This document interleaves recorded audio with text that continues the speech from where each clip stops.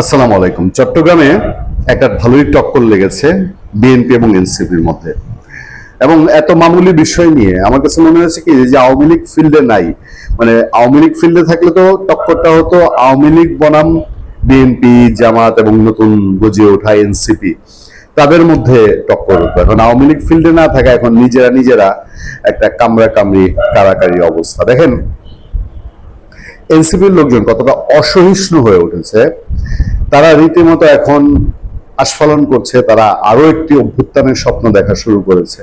আর একটা অভ্যুত্থান মানে কি, এখন আর ওই শেখ হাসিনা বিরোধী যে আন্দোলনটার একটা বেস ছিল, সেই বেজের মতো কোনো পরিস্থিতি তো এখন নাই। এখন হচ্ছে ক্ষমতা দখলের জন্য তারা মানে নিজেরা ক্ষমতায় যেতে চায়। ইউনূস আমল একবার ক্ষমতা উপভোগ করেছে, জীবায়ন বড় হয়ে গেছে, ফলে কিভাবে দ্রুত ক্ষমতার কাছাকাছি যাওয়া যায় এইটার জন্য একটা কম্পিটিশন। একটা সরকার 3 মাসও বয়স হয়নি, পারলে এখনই সরকারকে ঠেলে ফেলে দেয়, এরকম পরিস্থিতি। যাই হোক, চট্টগ্রামে তাদের মধ্যে যে খেল শুরু হয়েছে, সেই খেলটা আমি একটু কিছুটা মনে করে দিই। এবং এই খেলের ধারাবাহিকতায় চট্টগ্রামে মিছিল মিটিং নিষিদ্ধ ঘোষণা করা হয়েছে। চট্টগ্রামে জুলাই অভ্যুত্থানে স্মৃতি বিজড়িত গ্রাফিতি মোছা নিয়ে এনসিপি ও বিএনপি স্থানীয় নেতৃবৃন্দের মধ্যে রাতভর উত্তেজনার পর নগরের জিসি মোড় থেকে দেওয়ানহাট পর্যন্ত জনসমাবেশ ও মিছিল মিটিং ইত্যাদি নিষিদ্ধ ঘোষণা করেছে Chittagong metropolitan police CMP.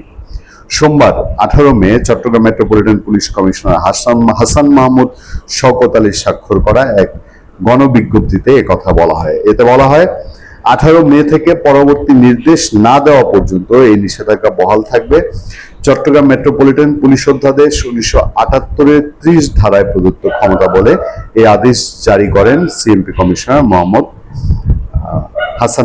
Hasan Mohammad Shawkat Ali.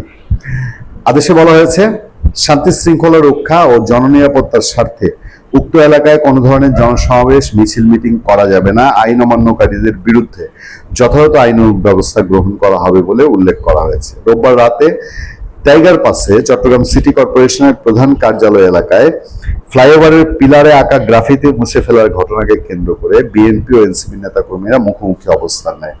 এ সময় উভয় পক্ষ পাল্টাপাল্টি স্লোগান দিলে এলাকায় উত্তেজনা ছড়িয়ে পড়ে। পরে পরিস্থিতি নিয়ন্ত্রণে পুলিশ মোতায়েন করা হয়। সেখানে বিপুল সংখ্যক পুলিশ মোতায়েন করা হয়েছে, সামান্য পুলিশও না, অনেক পুলিশ মোতায়েন করা হয়েছে। এবং চট্টগ্রাম সিটি কর্পোরেশনের মেয়র সাদাত সাহেব তিনি বলেছেন যে চট্টগ্রাম সিটি কর্পোরেশন এই ধরনের কোনো নির্দেশ দেয় নাই। দেখেন, জুলাই গ্রাফিতি মেটিকুলাস ডিজাইনের একটা বড় পার্ট, একটা বড় অংশ। মেটিকুলাস ডিজাইনের যে বাজেট ছিল সেই 29 মিলিয়ন ইউএসএইডের, সেই 29 মিলিয়ন ডলারের এই যে গ্রাফিতিগুলো হয়েছিল না জুলাইয়ে, সারা ঢাকা শহর, সারা দেশ, চট্টগ্রামে, এগুলো খুব পরিকল্পিতভাবে একটা নির্দিষ্ট জায়গা থেকে প্ল্যান করে সেই গ্রাফিতিগুলো করা হয়েছিল।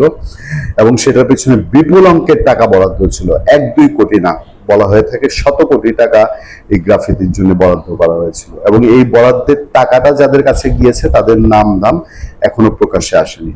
ফলে এই গ্রাফিতিগুলো যে আজীবনের জন্য বাংলাদেশের প্রতিচ্ছবি ধারণ করে তা কিন্তু না। ওই যে ব্রিটিশরা যেভাবে ষড়যন্ত্র করেছিল, আমেরিকানরা যে ষড়যন্ত্র এবার করেছে, ওই ষড়যন্ত্রের পার্ট হিসাবে এই গ্রাফিতিগুলো রয়েছে। এই গ্রাফিতিগুলোর সঙ্গে বাংলাদেশের কোনো অস্তিত্ব, বাংলাদেশের কোনো দর্শন, বাংলাদেশের কোনো ইমোশন, সেন্টিমেন্ট জড়িত না। এগুলো একটা বাংলাদেশের মানুষকে বিভ্রান্ত করার জন্য একটি গ্রাফিতি তৈরি করে বাংলাদেশকে আমেরিকার এই চাটুকার বানানোর জন্য এগুলো বানানো হয়েছিল। ফলে স্মৃতিসৌধের মতো, শহীদ মিনারের মতো এগুলো আজীবন রয়ে যাবে। এবং আমার ধারণা এনসিপি ওয়ালারাই বিএনপি এর ভাগ পায় নাই, বিএনপি ভাগ পায়নি, ভাগটা পেয়েছিল এনসিপি ওয়ালারা। যার কারণে এগুলো কতদিন থাকতে হবে না থাকতে হবে এগুলো তাদের একটা প্ল্যান আছে, এগুলো প্ল্যানের অংশ। সেই জন্যই গ্রাফিতি নিয়ে কোনো কিছু হলে এনসিপির গায়ে লাগে এখন সবার আগে। এটার মধ্যে কোনো নীতি, আদর্শ, কোনো বিশ্বাসের ব্যাপার নাই, দেশপ্রেমের ব্যাপার নাই, ওইটা সবটাই বাণিজ্যিক ইন্টেনশন। ভালো থাকবেন, সুস্থ থাকবেন। আপনাদের সাথে আতিক রহমান, পূর্ণিয়া।